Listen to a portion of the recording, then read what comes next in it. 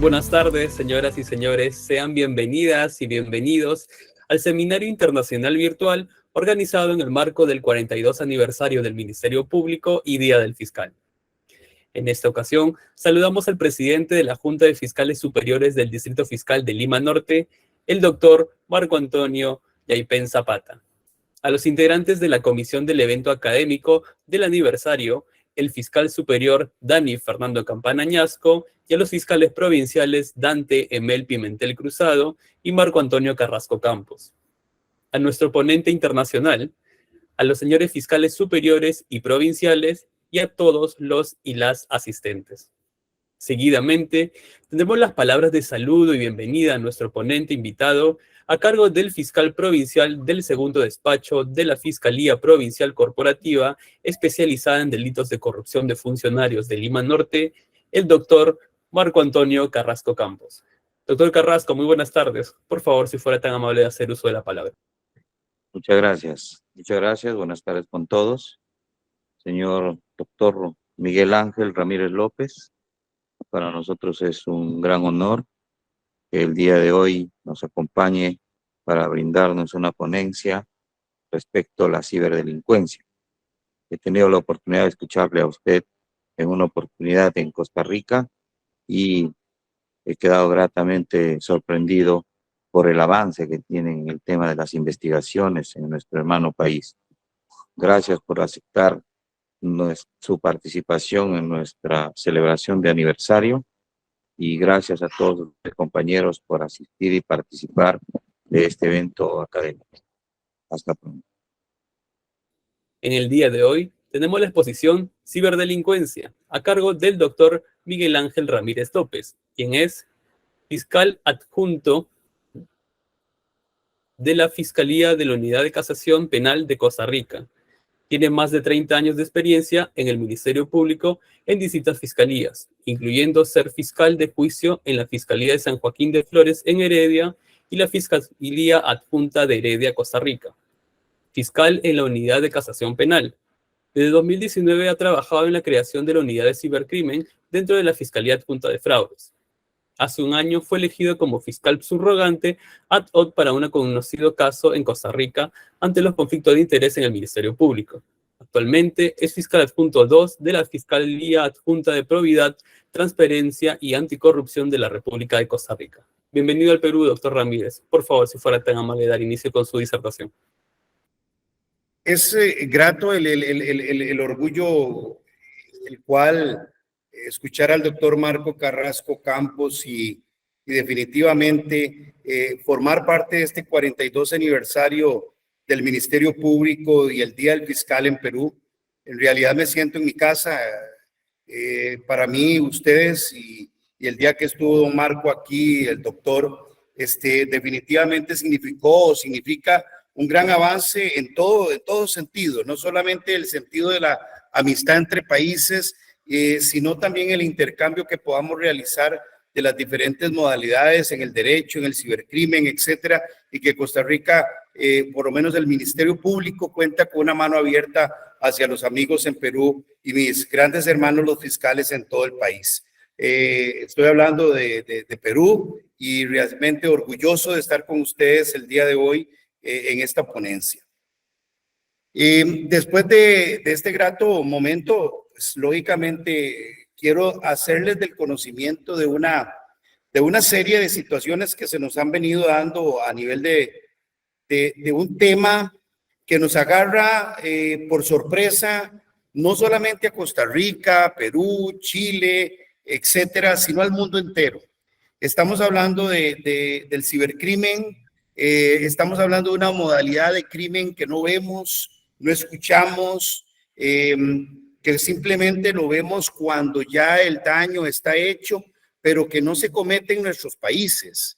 Si yo tuviera la posibilidad de que los fenómenos que se dan en Perú pudiéramos erradicarlos en Perú o en Costa Rica, cuando se nos dieron los 2 ciberataques en abril del año pasado y mayo, en una brutal ataque cibernético que nos pegaron en 2 de los centros más especiales de nuestro sistema. Uno de ellos, el marco financiero en el Ministerio de Hacienda, que radica todo el marco financiero del país, y posteriormente un doloroso ataque a uno de los sistemas más vulnerables nuestros, que era la Caja Costarricense del Seguro Social, donde nos han dotado de todos los centros hospitalarios, médicos, emergencias, etcétera. Es decir, un tema que quiero que quede muy claro de nuestras estructuras críticas.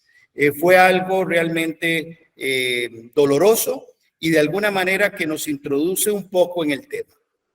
Dos fenómenos encontramos a nivel del mundo, iniciando los periodos de pandemia, año 19, 20, 21, hasta el día de hoy, en un aumento desmedido de un primer ataque disfrazado, porque estamos hablando de estafas informáticas en el marco financiero de cada una de las personas costarricenses, en donde por medio de call center caseros y centros penales se nos facilitó la posibilidad, o se les facilitó la oportunidad a los delincuentes de poder hacernos ataques permanentes a nuestros sistemas bancarios y a nuestras cuentas. En el año, iniciando el año 18, hablábamos de 2,000 aproximados ataques o denuncias formales de cibercrimen. Pasan a formar parte a unas 4,800 el año siguiente, y así en un aumento de que llegamos a 7,000, 10,000, y el año pasado cerramos con 14,000 denuncias aproximadamente en ataques financieros hacia nuestros costarricenses o cuentas de personas jurídicas o empresas del país. Hasta ese momento Costa Rica se veía de alguna manera visualizado como uno de los centros más importantes para poder atacar y para poder trabajar esta modalidad. Y ahí, doctores, es donde nosotros y fiscales, amigos y amigas, encontramos un primer elemento de análisis. Éramos un país que teníamos una fiscalía en donde el cibercrimen era un elemento más, pero no era un factor de ataque inicial. Posteriormente nos damos cuenta que el gobierno apuesta a un país digital, el gobierno digital de los dos gobiernos anteriores, y elaboran un proyecto de, vamos a ver, de informatizar, de llenar de este mecanismo a todas las instituciones del Estado. Pero se nos rompe un esquema interesante. Y ahora en la ciberdelincuencia es un fenómeno que tenemos que tener muy presente en nuestros países, que es la materia de la ciberseguridad. Es decir, no podemos hablar de cibercrimen simple y llanamente si no tenemos a la par el marco de la ciberseguridad. Todas las instituciones del Estado, todas las instituciones de nuestras asambleas legislativas, todas nuestras instituciones dentro del rango del Poder Judicial, Ministerio Público, Defensa Pública, manteníamos un sistema de TI, de tecnología de la información, pero radicada en la labor que realizamos diariamente y no en la ciberseguridad. Esto fue detectado fácilmente por los ciberdelincuentes y, lógicamente, un país apetecible es un país sin seguridad. Podemos tener militares, tenemos un montón de situaciones que nos rodean, pero sobre la ciberseguridad teníamos una falencia tremenda. Esto provoca que no solamente se hagan una serie de ataques a nivel financiero, como ha ocurrido en todo el mundo, y no excluyo jamás a Perú y a todos los países de Sudamérica, y de ahí radica de alguna manera el factor importante de poder o tener que decir que dentro de nuestra fiscalía era necesaria la creación no solamente de la Fiscalía de Cibercrimen y Ciberseguridad, porque meto ese marco ahora dentro de la conversación, sino que también teníamos que buscar la manera de crear dentro de nuestra organización policial, tecnológica, un grupo no solamente de delitos informáticos, sino que pasarnos ya a una estructura en donde nuestra policía tuviera la posibilidad de tener una especialidad y una rama de unidad dentro de la policía que se dedicara al cibercrimen y a la ciberdelincuencia. Esto se crea en el año 19 y en el año 20, iniciando enero, con la pandemia, iniciamos la formación dentro del Ministerio Público que creo que es algo que vamos a tener que hacer en forma permanente, de la unidad o de la Fiscalía de Cibercrimen a nivel nacional. Esto trae frutos interesantes, doctores, porque a partir de ese momento iniciamos una relación muy estrecha con el Consejo de Europa, y de ahí, lógicamente, ya Costa Rica se había inscrito a Budapest, al convenio de Budapest en el año 2017, y empezamos a fortalecer una serie de convenios, no solamente en el convenio, sino en la formación y capacitación de nuestros fiscales en el marco de cibercrimen. Esto nos llevó radicalmente a tener que buscar, y eso es algo sumamente delicado porque los abogados tenemos y los fiscales tenemos una formación meramente jurídica, y de alguna manera, inclusive me lo digo en estos momentos, se me hace hasta difícil hay veces incorporarme a una reunión de este tipo porque tengo que tripar un montón de botones y cosas y me quedo hay veces un poco atrás. Pero vean lo interesante, porque al final de todo este conversatorio logramos determinar perfiles de fiscales que tuvieran un gusto a la parte informática, a la modernidad, a este nuevo aire de tecnología mundial, y logramos ubicar en primer momento 3 compañeros que tenían y compañeras que tenían el afín no solamente al derecho penal, al marco de la doctrina, sino que también ingresaron al marco de la informática, y de ahí iniciamos un proceso de capacitación con el Consejo de Europa, a tal punto que estos muchachos al día de hoy han participado en ¿cómo se llaman?, reuniones y conversatorios en todo el mundo. Han estado en España, han estado en Portugal, han estado en Brasil, en Argentina, en Panamá, donde tenemos una sede de Interpol, y hemos tenido un avance tremendo en la formación de este grupo de muchachos que han sido de alguna manera los capacitadores de capacitadores en Costa Rica, y hemos extendido ya a todas las fiscalías del país desde hace 2 años la formación en la materia de ciberdelincuencia. ¿Por qué? Porque ya no se trata solamente de que los fiscales tengamos el conocimiento sobre el derecho y cómo tipificar una conducta dentro del marco del ciberdelincuente o de las estafas informáticas en general, sino que tuvimos o hemos tenido la necesidad de crear fiscales que tengan ya un conocimiento más profundo, no solo en el derecho, sino en el marco informático. Ya tenemos entonces un marco de capacitación en tecnología, con un avance importante con nuestros oficiales y oficiales del extranjero que nos han podido nutrir de una serie de información que se puede extraer no solo de computadores, teléfonos, etcétera. Es decir, hemos tratado de darle un marco tecnológico a nuestros muchachos. Esta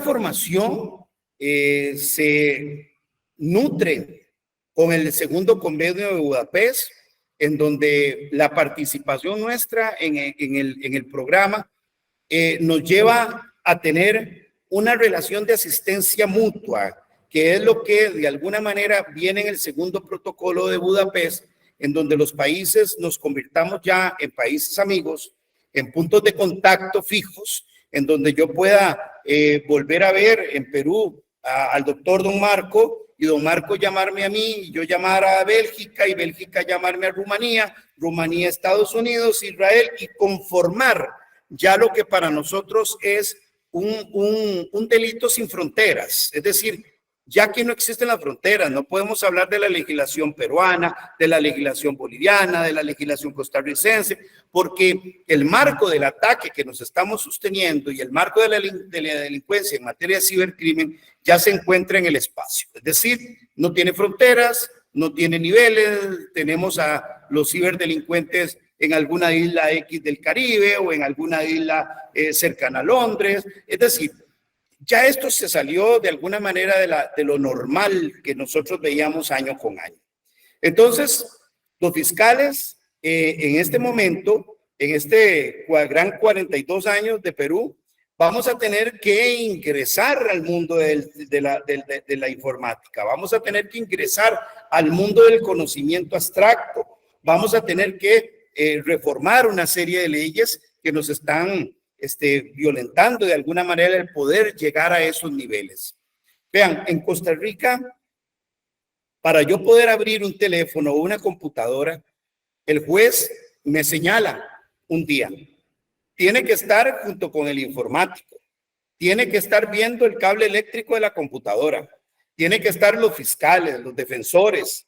Y uno se pregunta, ¿y qué es lo que está pasando por ese tubo? ¿Qué es lo que está pasando por ese lugar? Porque yo todavía no lo he logrado ver, no lo he logrado analizar. Es decir, estamos teniendo un problema de prueba digital, estamos teniendo un problema de evidencia digital y que no es solamente nuestra, es un problema en todo el mundo. Entonces, hace poco le decía a un señor juez un ejercicio en donde con mi mano le hice un círculo en el aire y le decía yo, señor juez, por favor, ¿me podría embalar lo que está en ese círculo? Y el señor juez se queda viéndome y me dice, ¿pero qué quieres que embale? Y le digo yo, lo que está en el círculo. Al rato me dice, don Miguel, disculpe, pero es que ahí no hay nada. Le hago, sí, hay información cibernética. Cuando le pedí que por favor me imprimiera una hoja de un resultado, de una extracción de información de un computador, pues lógicamente me emite una serie de números y letras en toda la hoja y le digo, ni siquiera aparece una imagen o una letra. ¿Me podría usted leer para ver si estoy rompiendo los marcos de intimidad o de privacidad de una persona en esa hoja? Y me dice, no lo puedo leer, no lo entiendo. Entonces empezamos a tener un serio problema, no solamente en el abordaje del delito de cibercrimen, en el delito informático, sino que estamos teniendo un problema a nivel mundial de la interpretación que estamos haciendo de la información que logramos extraer de nuestros medios, es decir, nuestros teléfonos, nuestras computadoras, etc. A la par de este contexto, doctores y doctoras, tenemos un cambio permanente en nuestra tecnología. Día a día, mes a mes, trimestre por trimestre, sale una nueva tendencia tecnológica en teléfonos, en computadoras, en sistemas en los carros, en bombillos que se prenden con solo chipar una tecla en nuestro teléfono, etcétera. Esa tecnología va amarrada a una serie de situaciones de lectura que nosotros desconocemos. Entonces, esta legislación, esta nueva doctrina, esta nueva tendencia al cambio legislativo en todos los países procesales y, lógicamente, en el derecho penal común, va a tener que ser ya no lo que estábamos acostumbrados a un delito permanente, a una conducta permanente que transgredía el tiempo y durante 50, ¿cuántos años se repetía? Entonces lo consideramos delito como fuente. Hoy vamos a tener un cambio permanente en nuestra tecnología y vamos a tener un cambio permanente en nuestra legislación, en nuestro análisis de evidencia digital, en nuestro análisis de recolección de prueba digital. Y esto nos conlleva a un derecho y a un mundo cambiante permanentemente. Y ahí es donde podemos llamar la atención de a nuestros fiscales y fiscalas para poder ingresar a este mundo que cambia rápidamente, que cambia mes a mes, porque tenemos que ir actualizándonos en el marco tecnológico, porque no podríamos darle una dirección funcional correcta al organismo de investigación judicial o a nuestra policía técnica, si no tenemos también a la par el conocimiento del fiscal en el marco del delito informático y de la tecnología del avance. Entonces, hemos tenido que tener un cambio radical. Eso se lo decía yo al doctor cuando tuvimos los dos ataques y ellos estuvieron por aquí en Costa Rica. Habíamos visualizado ya para ese momento no solamente una vulnerabilidad tremenda en nuestras estructuras críticas, sino que también empezamos a hacer un marco de colaboración y aplicar el derecho en el caso de Budapest, número 2, de protocolo número 2, y hacer de esto una relación de amistad que se convierte en, lógicamente, una trazabilidad amplia de nuestros países en la información. Y ahí es donde nace, pues, lógicamente, el segundo protocolo y la aplicabilidad de ello. Cuento lo que estoy diciendo en una manera más práctica. Nosotros nos hacen un ataque a la Caja Costarricense del Seguro Social e inmediatamente el día siguiente tenemos una proyección básica de lo que ocurrió, pero 2 días después tenemos en nuestro país a la Unidad Criptológica de España realizando con 6 expertos un análisis de lo ocurrido. ¿Por qué? Porque hubo una relación de comunicación, hubo una relación de trabajo común, hubo un intercambio de ¿cómo se llama? Voy a decirle, de amistad jurídica y tecnológica con los países que formábamos parte del Convenio de Budapest, y de inmediato pudimos detectar una serie de irregularidades y una serie de situaciones que habían ocurrido. En nuestro caso, 2 meses después, ya teníamos el primer informe, y también gracias a una de las empresas con las cuales habíamos hecho el convenio para nutrir y darnos el apoyo tecnológico en esa empresa, en ese ministerio, y logramos detectar la persona, de dónde nace el ataque, quién fue la persona que hace el ataque, cómo se disfrazó toda la situación en el ataque, y tenemos hoy el nombre, el apellido, el país y dónde se encuentra esa persona, donde estamos gestando ya una detención de carácter internacional. Esa relación de amistad país-país, esa ayuda mutua, que es importantísima en nuestros países, debe estar muy concentrado en los fiscales de cada país.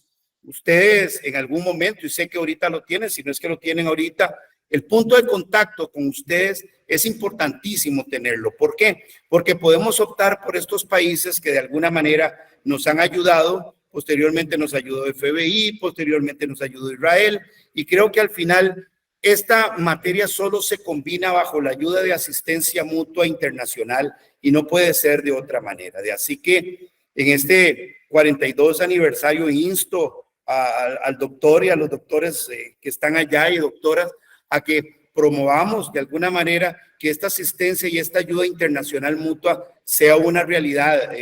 Miren, en realidad fue algo sorprendente. Nosotros actualmente estamos participando, los países de Rusia y entre otros solicitaron a las Naciones Unidas la posibilidad de realizar ya no un convenio como el Convenio de Budapest y solamente en el marco de Europa, sino iniciar la elaboración de un convenio internacional en donde todos los 190 países que forman parte de las Naciones Unidas estuviéramos juntos y pudiéramos redactar un convenio mundial sobre el ataque, sobre la ciberdelincuencia principalmente. Costa Rica ha participado de las 5 o 6 sesiones desde el año pasado. Son aproximadamente 7 y creo que cerramos en Ginebra con la 8ª. Hemos participado en todas. Hemos hecho un llamado, en pocas palabras, una unión con las Américas de ayuda, de un grito a nuestros sistemas, dando a entenderle al mundo que necesitamos de los países grandes que nos ayuden en materia tecnológica. Hemos dicho en las Naciones Unidas nuestra necesidad y de nuestros países amigos. Ha estado Uruguay, ha estado los compañeros de Brasil, Paraguay, etcétera, en una lucha de un grito de ayuda, porque en realidad la tecnología nace en esos países y sus expertos tienen de alguna manera la obligación, y yo pienso que es una obligación de ayudar a nuestros países. En realidad Costa Rica, Perú, los países que estamos en estos momentos en el Gran América, tenemos de alguna manera una deficiencia, no solamente en los marcos políticos y de desarrollo tecnológico, sino también desde un punto de vista económico tecnológico. Y ahí hemos hecho una gran voz de ayuda, no solamente con el acto de levantarnos y decir nosotros, no tenemos dinero, porque no es así tampoco, pero sí tenemos la capacidad de poder colaborar abiertamente, porque nuestros países pueden ser de alguna manera utilizados por esos ciberdelincuentes para poder atacar los demás países del mundo. Así que, de la misma manera, hemos pedido una gran colaboración en este marco de las Naciones Unidas para poder de alguna manera proyectar a nuestros países en el exterior y podernos hacer una asistencia mutua compartida y poder luchar con este flagelo que realmente nos ataca. Como un elemento final, marco una pauta muy importante en algo que nos atañe. En estos momentos y la visita del doctor Marco Carrasco en aquel momento a la Fiscalía Adjunta de Probidad, Transparencia y Anticorrupción, Costa Rica hoy, en manos del grupo actual, hemos encontrado una de las cosas más espeluznantes, no vividas en Costa Rica desde hacía mucho tiempo, o no visualizadas tal vez, que es el marco de la corrupción. Los últimos casos que hemos tenido a flote, el caso conocido como Cochinilla, Diamante, en todas las estructuras viales del país, en un marco de aterrador, salidas de dinero del Estado, de nuestra gente, nuestros costarricenses, hacia personas que pues, estarán en juicio, tendremos que valorarlo ahí, qué es lo que pasó. Ha sido como el iceberg, la puntita del iceberg de encontrar en todas las instituciones una gran cantidad de corrupción en los funcionarios, pero muy ligado al tema que estoy actualmente hablando, está ligado al tema de la ciberdelincuencia. Es decir, hoy los marcos de corrupción, en donde en aquel momento era difícil encontrar aquella llamada telefónica, aquel documento, aquella dávida, se nos marca en un flagelo más fuerte que es la utilización del cibercrimen en la modalidad de la corrupción del funcionario, en donde se nos dificulta enormemente el poder ya tener un contacto visual, laboral, documental, versus una manipulación tecnológica del sistema que nos lleva a esta tendencia de la corrupción. Y se nos agrava con el marco de la criptología, en donde ahora no encontramos ya esa dávida tan fácilmente, ese dinero entregado al funcionario público, ese bien, esa casa, ese carro, ese bienestar económico del cual gozan, porque lo disfrazan en una serie de carteras de carácter tecnológico conocidos ahora como la criptología en nuestro país. Es decir, se nos pone cuesta arriba a los fiscales, no solo nuestros, no solo en Perú, en todo el mundo, porque oís hablar en Bélgica, en Rumanía, en Portugal, en España, en donde nos han venido a visitar y el problema es exactamente el mismo. Es decir, estamos en estos momentos en un panorama en donde el mundo cae en un abismo de carácter tecnológico, en un abismo de la ciberdelincuencia que tenemos que recobrar o ver qué hacemos de una manera rápida, porque esto es segundo tras segundo. Se nos aumenta día a día con la tecnología actual. Hoy andamos hablando de la famosa 5G y la velocidad con la que se hacen las cosas. Y en aquel momento, mientras corríamos con una bolsa de dinero, hoy estripamos un botón y en menos de 9 nanosegundos la operación está realizada. Sale de los marcos de vigilancia. No la podemos ver. Su trazabilidad en menos de media hora ha pasado por 7, 8 países del mundo. Es decir, ¿qué nos queda? ¿Nos quedarán para este tema las fronteras? ¿Nos quedarán para este tema nuestras no relaciones entre otros países? ¿O tenemos que romper el esquema de estas fronteras en esta materia y tenemos que meternos más en el mundo de esa comunidad internacional que nos ayude o que nos compartan nuestros puntos de contacto y poder ampliar este marco tan querido? Dentro de este panorama que tenemos, encontramos en todos los países una gran cantidad de empresas proveedoras de servicios. de cable. No solamente hablamos de en una reunión en Georgia estuvimos 263 empresas que representadas en algún momento en el marco de Europa del Este, y tuvimos ahí la facilidad de tener representantes de Google y otras empresas, y la dificultad que hay para pedir información es algo que para los fiscales hay veces nos es frustrante. Cuando tenemos en nuestro marco todo un análisis de un teléfono, toda una sacada de información de una computadora, y le pedimos a Facebook, a Google o a cualquier empresa de estas, Instagram, WhatsApp, que son al final las mismas empresas, información, y lo que responden es un no. Es algo sumamente delicado. Costa Rica ha roto en 4 o 5 casos el esquema del no, y hemos logrado que se nos facilite información, y en menos de 3 o 4 días hemos tenido al delincuente bajo las rejas, gracias a la ayuda de los IPs, de la información dada en Facebook, etcétera, bajo un caso que era sumamente delicado, un estafador en donde no solamente estafaba, sino que ingresaba al mundo privado de las mujeres, principalmente de 6 de ellas, y bajo una máscara y amenazas las obligaba no solamente a realizar fotografías pornográficas, etcétera, sino a sacarle dinero, y posteriormente en uno de los casos hasta la posibilidad de matar si no se daban las cosas. El sistema que utilizó este compañero, este muchacho, digámoslo así, se radicaba en una máquina comprada en el extranjero, en donde logramos posesionar las series, la compra, dónde se encontraba, y por medio del IP que nos facilitó las proveedoras de servicio, pudimos ubicar hasta el lugar en Costa Rica donde se encontraba. El día del allanamiento estaba la persona, estaba la máquina, estaba la máscara, y estaba todos los mecanismos utilizados por él, gracias a que un proveedor de servicio nos dio esa facilidad de poder ingresar al mundo de él, y sencillamente tuvimos un éxito en una causa.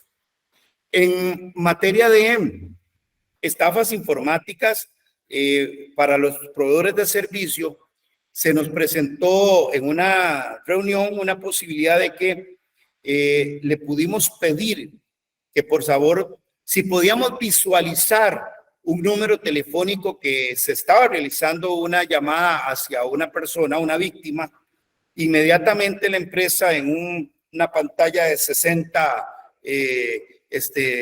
pulgadas nos proyectó el número de teléfono, los minutos que llevaba y dónde estaba ubicada esa señal. Y con un estripar un botón, y nos dice, y en este momento le cortó la llamada, y estripó un botón y cortó la llamada. Cuando nosotros nos dimos cuenta que esa empresa podía bloquear hasta los teléfonos y que nuestra policía judicial no podía, nos dimos cuenta que en realidad, si entrábamos al mundo del intercambio interinstitucional, íbamos a poder lograr una gran cantidad de trabajo por medio de los proveedores de servicio que sí tenían la herramienta tecnológica capaz de realizar una serie de información que el fiscal requería y que no nos lo podía dar nuestra policía técnica en nuestro sistema. Entonces, el otro marco del que hablo no solamente es el intercambio de la asistencia mutua entre países que debemos de tener las fiscalías y los fiscales, sino también el marco de los proveedores de servicio y una red interinstitucional que nos empiece a dar la facilidad de poder romper los esquemas tecnológicos que no tenemos en el Poder Judicial, que no tenemos en el Ministerio Público, pero que sí lo tienen ellos en nuestro país, y que podemos de alguna manera hacer alianzas estratégicas. Esto conlleva lógicamente un gran recelo, porque por naturaleza nosotros los fiscales somos recelosos de ese actuar, pero definitivamente se convierte en una gran necesidad a nivel tecnológico de poder formar parte no solamente de las redes internacionales, de ser puntos de contacto rápido para los países en que estemos aliados, sino también con los proveedores de servicio, los cuales nos pueden brindar una serie de herramientas probatorias que nos hagan capaces de poder nosotros los fiscales llevar eso a los estrados y hacer cambiar a nuestros jueces de esa mentalidad de que todo debe ser visto, todo debe ser tocado, que no existe ese aire espacial, que no lo ven, y como no lo ven, no lo puedo probar, y poderlos introducir dentro del marco nuevo de nuestra tendencia futura, porque no creo que exista ya ningún delito en donde la tecnología no sea un mecanismo adecuado para poder romper esquemas o que ellos fácilmente cometan delitos. El narcotráfico en Costa Rica hoy, bajo un pesar muy doloroso, tenemos un índice de criminalidad que nos está matando, nos está llevando a extremos ya de mucho dolor. Llevamos 315 o 316 muertos al día de hoy entre bandas. Están acribillándose en las calles. Esto no había ocurrido en este país de paz, en este país sin ejército, en este país siendo como dicen en el mundo, y nosotros con orgullo lo decimos, en un pura vida Costa Rica. Y eso nos está afectando enormemente nuestro turismo, nuestra vida diaria, nuestro caminar. El jueves pasado, en un comunicado de la delincuencia, se promulgó: no nos matemos entre nosotros, empecemos a matar policías, fiscales y jueces. Eso ya transgredió el límite del dolor. Ya ahí sí, creo que ya están tocando un poco más las arterias que conllevan a los funcionarios que durante muchos años hemos dado. Ya tuvimos la dolorosa experiencia en Paraguay y Uruguay, en donde han matado a nuestros fiscales, nuestros queridos amigos. Días antes habíamos estado con ellos y no puede ser posible que eso está transgrediendo. Y todo esto también tiene que ver no solamente con el narcotráfico, la legitimación de capitales, no solamente tiene que ver con la delincuencia común, sino con el actuar tan seguros que tienen, porque tienen en sus manos elementos de ciberdelincuencia, informáticos, que los ayuda a detectar dónde estamos, qué hacemos, a dónde salimos. Nos están grabando, nos están vigilando, nos están... Mire, tienen un trabajo de inteligencia que ya se lo quisiera cualquier fiscal en el mundo. Y eso es una realidad. Bueno, vamos a tener que fortalecer nuestras fiscalías. Este 42 años de Perú en su fiscalía, Distrito Fiscal Lima Norte, y todo lo que conlleva a este gran país. Tenemos un reto por delante de los fiscales. Tenemos un reto muy fuerte en el mundo. Tenemos que actuar como hermanos diariamente, y no me queda más que pedirles que cuenten con un gran compañero, que es la Fiscalía de Costa Rica, para ustedes, en lo que ocupen, en lo que necesiten.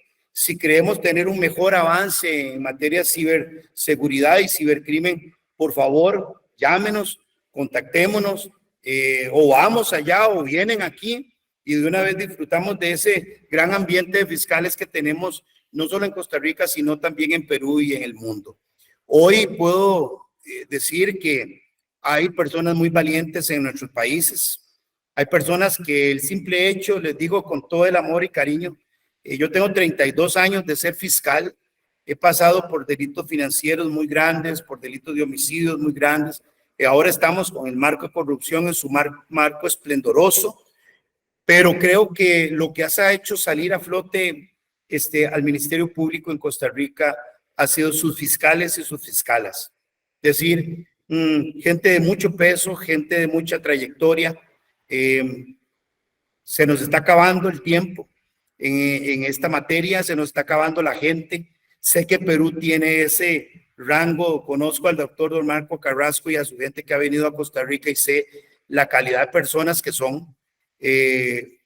Funcionarios probos, que es lo que queremos hoy día, pero que estamos en este momento bajo un ataque muy fuerte a nivel del mundo, a nivel de la ciberdelincuencia, del narcotráfico, de la legitimación, y que tenemos que tener, sí, definitivamente la conciencia de que el trabajo que realicemos estos grandes hombres, estas grandes mujeres en nuestro sistema debe ser fortalecido enormemente. Y qué más que contar con la asistencia mutua entre todos y ayudarnos entre nosotros mismos, porque estamos en un momento de la humanidad que creo que, diríamos por ahí, se nos puso este mundo en rojo, y creo que hay que defender a nuestro Perú, a nuestro Costa Rica, y así sucesivamente a lo que queda de la gente honesta, buena del mundo. Y en eso yo siempre he dicho que la democracia y el país se desarrolla porque hay un ministerio público y hay fiscalas y fiscalas de muy alto nivel que defienden día a día esta democracia y este bienestar en nuestros países. Quedo a disposición por cualquier pregunta. Ahondo mi gran sentimiento hacia ustedes y hacia nuestros países en unas bendiciones de Dios y de todo lo que viene pasando. Gracias. Asimismo, también agradecemos al doctor Ramírez por la ponencia que nos acaba de brindar, también como la presidencia de la Junta de Fiscales Superiores de Lima Norte y al equipo organizador del evento académico. Con esto damos por concluido el evento de hoy. Que tengan muy buenas tardes. Nos vemos hasta la próxima.